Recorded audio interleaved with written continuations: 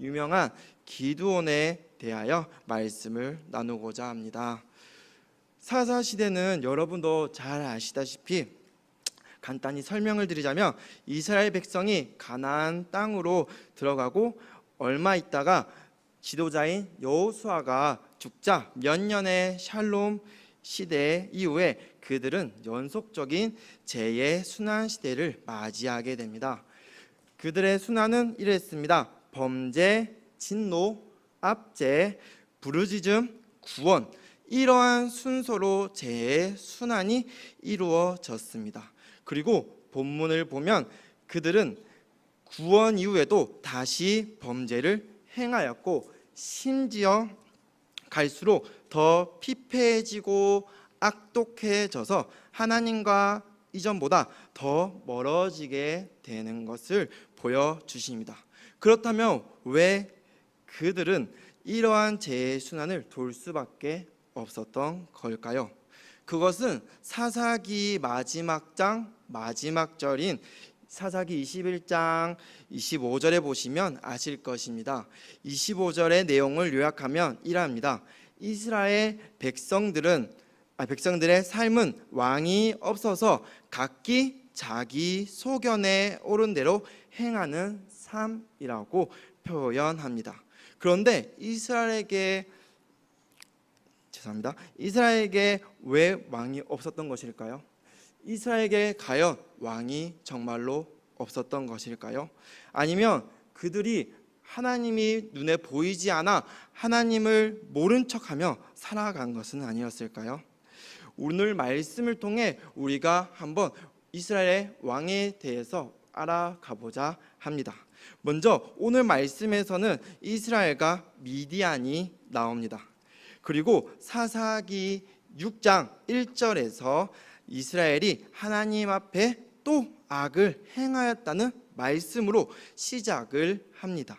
그러한 죄로 인해 하나님이 이번에는 미디안의 손에 이스라엘을 넘기셨습니다. 그 말인즉 하나님이 이스라엘의 악한 행실로 인하여 7년 동안 미디안의 압제를 받게 하셨다는 것입니다. 그런데 이번 이스라엘은 미디안과의 전쟁에 져서 환난에 처했음에도 불구하고 그 후에 하나님께 회개하기보다는 산에 올라가서 굴을 파고 웅덩이를 만들고 자신들이 피할 산성을 따로 짓는 모습을 보여줍니다. 왜 그런 것일까요? 그것은 그들이 자신들의 선택을 끝까지 고집하고 있기 때문입니다. 자신의 교만한 생각으로 이 문제를 풀 수 있다고 생각하는 것이지요. 그래서 하나님의 뜻을 묻지 않고 오직 자신들의 뜻으로만 이 문제를 해결하려는 인간적인 생각을 보여줍니다. 그런데 이러한 인간적인 생각은 이스라엘만의 생각은 아닐 것입니다. 이러한 생각을 선택하는 것은 우리 또한 마찬가지일 수 있습니다. 그렇지 않습니까?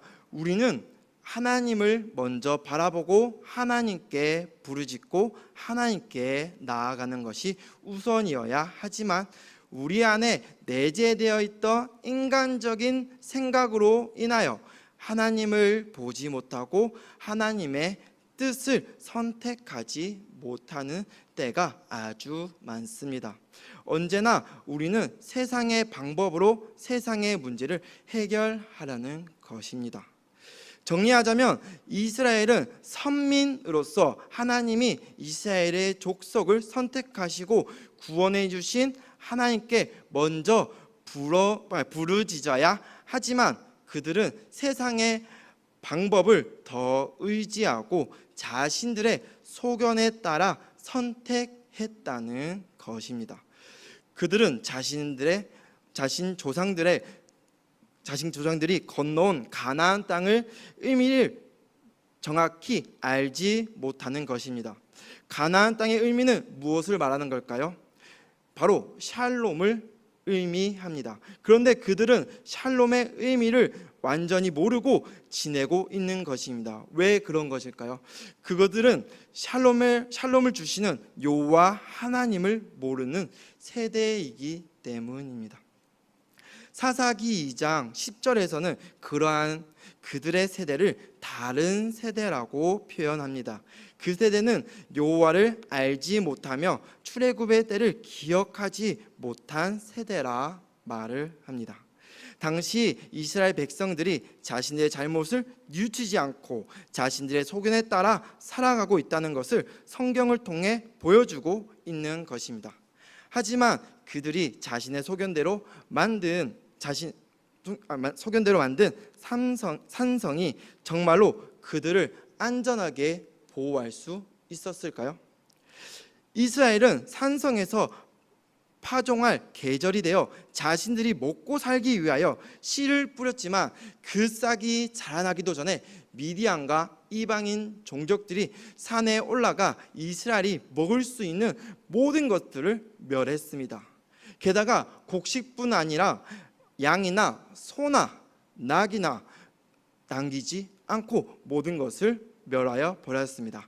그 말인즉 그들에게 현재 먹을 것뿐 아니라 미래에 창출될 만한 모든 식량들을 다 파괴하였다는 것을 보여주는 것입니다. 즉 그들에게는 이제 의지할 미래가 없다는 것입니다. 그러니 더 이상 그 산성에 소망도 없는 것이죠. 한국 영화 중 혹시 남한산성이를 아시나요? 그 영화를 보면 청나라가 남한산성을 함락하는 방식도 식량을 성 안에 해결하지 못하게 성의 모든 길을 막아 왕이 배고픔을 허덕이면서 스스로 항복하게끔 만들어 놓았던 것입니다. 이처럼 식량이 끊긴 위험에 처한 이스라엘에게도 항복해서 무트로 내려와 그들의 노예가 되던가 아니면 끝까지 남아서 굶어 죽던가 둘 중에 하나밖에 선택할 수 없었습니다. 그렇게 삶의 낭떠러지에 서게 된 그들은 그제서야 하나님께 부르짖기 시작하였습니다. 하지만 하나님은 예전 방법 그대로 그들을 도우시지 않았습니다. 예전 같았으며 부르짖는 즉시 바로 사사를 임명하고 파송하여 전쟁을 승리로 이끌어 주셨겠지만 이번에는 사사를 임명하시기 전에 하나님은 무명의 한 선지자를 이스라엘에게 보내셨습니다. 그리고 그 선지자를 통해 본문 오늘 읽지 않았지만 8절에서 10절의 내용을 이스라엘에게 일러 주셨습니다. 그 내용을 요약을 해보면 이스라엘의 하나님인 내가 너희 족속을 출애굽시켜 주었던 그때를 기억하라라는 것이었습니다. 다시 말해서 하나님이 누구인지 다시 알라는 것입니다. 그리고 하나님의 위대하심을 기억하고 하나님이 출애굽을 위해 일으켰던 기적을 제대로 알고 있으라는 것입니다. 더 이상 하나님의 말씀을 망각하지 말고 깨어 있어서 하나님의 목소리를 들으라는 것입니다. 그러니 하나님은 이스라엘의 길을 열어 하나님의 목소리를 듣고 귀 기울이길 원하신다는 것을 보여주시는 대목이기도 합니다. 그러면 왜 목소리를 들으라는 것일까요? 그것은 하나님의 목소리를 듣고 귀를 열어 눈에 보이는 아모리 땅의 이방신들을 두려워하지 말라는 하나님의 음성을 들으라는 뜻이기 때문입니다. 성도 여러분, 우리도 가끔 눈에 보이는 것에 두려울 때가 있지 않으십니까? 나의 하나님이 위대한 하나님이심을 잘 알고는 있지만 그 하나님보다 세상에 보이는 문제들이 더 크게 보일 때가 있을 것입니다. 본문에서는 출애굽의 때를 2번이나 언급하십니다. 그것은 출애굽의 때 있었던 일을 제대로 기억하라는 뜻입니다. 그 기적이 그냥 우연히 일어난 것이 아님을 다시 깨달으라는 뜻이기도 합니다. 출애굽의 때를 잠시 생각해 보겠습니다. 그때 이스라엘 앞에는 마병과 병거를 타고 온 수많은 애굽의 군사들이 공격하러 오고 뒤에는 홍해가 가로막아 도망칠 곳이 없는 상황에 처해 있었습니다. 인간적인 눈으로 볼 때 희망이라고 찾아볼 수 없는 상황이었습니다.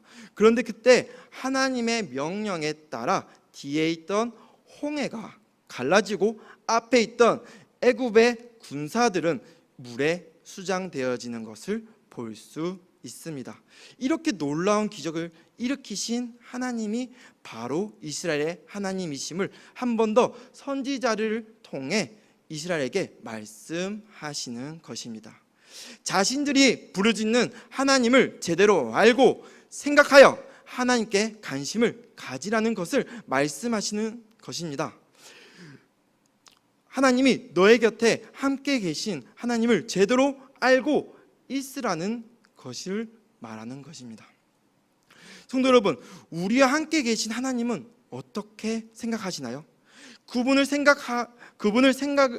생각을 궁금해하시면서 하루하루를 살고 있으신가요?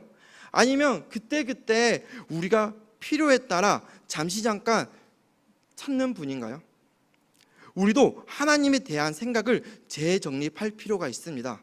우리의 인간적인 생각으로 하나님을 모시기보다는 영적인 생각으로 주님을 매일매일 궁금해 하시면서 관심을 기울이는 우리 성도 여러분이 되시길 진심으로 축원드립니다.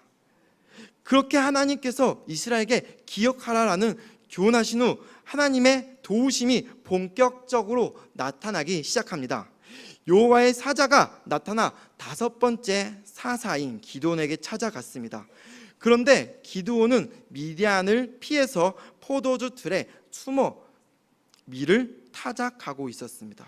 그러한 겁쟁이 같은 모습 속에서도 여호와의 사자는 그의 겉모습을 보지 않고 그의 중심을 보고 그를 큰 용사여라고 부릅니다. 그런데 13절에서 기드온이 여호와의 사자에게 출애굽에 관하여 따지는 것을 볼 수 있습니다. 하나님이 함께 해주신다고 해놓고 왜 우리를 이렇게 버려두십니까? 라고 말이죠. 왜 미디안의 손에 우리를 넘겨주셨습니까? 라고 말을 한 것입니다. 기드온은 이때까지 쌓아놓았던 불만과 의심을 여호와 사자에게 토하는 것입니다. 하지만 기드온은 한 가지 중요한 사실을 제대로 이해하지 못하고 있었습니다. 바로 여호와 하나님께서 너희와 함께 하신다는 그 말의 진정한 의미를 말이지요. 그는 출애굽 때 일어났던 홍해 기적만을 기적으로 생각하고 있었다는 것입니다. 기드온이 여호와의 사자에게 말합니다. 하나님이 함께 한다면 홍해 기적처럼 우리의 모든 어려움도 다 잘 풀려야 하는 것이 아니냐고 말을 합니다. 하지만 사실 홍해 기적 전에도 이스라엘 사람들은 애굽에서 핍박을 받고 있었습니다. 그 핍박은 지금 사사 시대하고 비교할 수 없을 만큼 잔인했습니다. 그러한 고난 속에서 하나님은 약점 많던 모세를 들어 쓰시려고 모세에게 찾아오셨습니다. 그리고 모세에게 말을 합니다. 내가 너와 함께 하시니 이스라엘을 이끌어라고 말씀을 하셨습니다.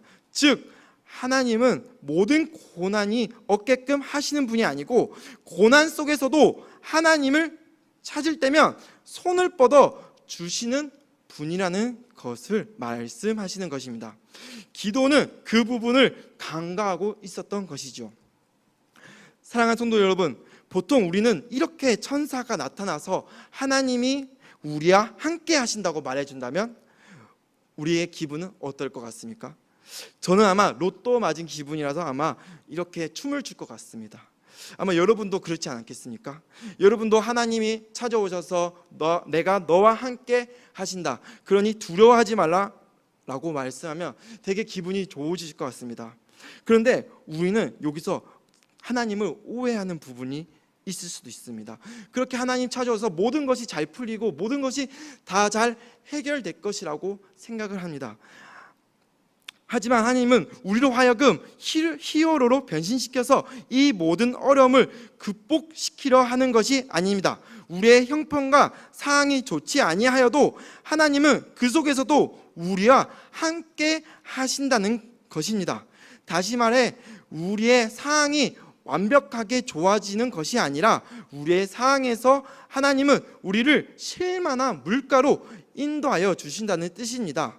그러니 우리의 목자이시고 왕이신 하나님만을 섬기고 이전에 왕이었고 목자였던 세상을 두려워하지 말고 우리를 위해 일하시는 하나님만을 바라보아야 한다는 것입니다.